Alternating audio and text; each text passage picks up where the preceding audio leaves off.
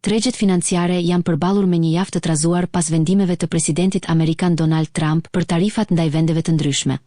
Edhe pse një moment lehtësimi u shfaq kur Trump vendosi të pezullonte detyrimet për 10 shtete për 90 ditë, situata u përkeqësua shpejt, duke u kthyer vëmendja te lufta tregtare në përshkallëzim me Kinën, ekonominë e dytë më të madhe në botë.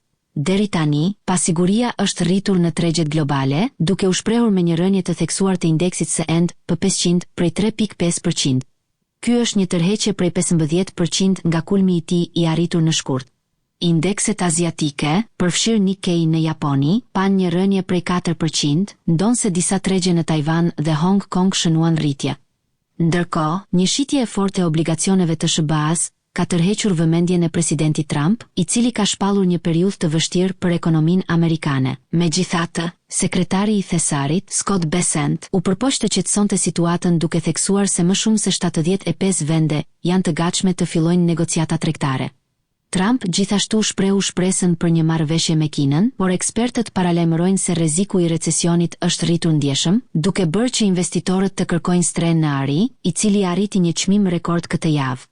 Në këtë situatë të pasigurisë, shumë ekonomistë paralajmërojnë se pasojat e mundshme mund të jenë të ndjeshme për ekonomitë globale, veçanërisht për sektorët që varen nga tregtia ndërkombëtare dhe zinxhirët e furnizimit global. Pasiguria e krijuar nga lufta tregtare mund të çojë në vendime më të kujdesshme investimi dhe reduktim të konsumit, që do të ndikojnë negativisht në rritjen ekonomike botërore.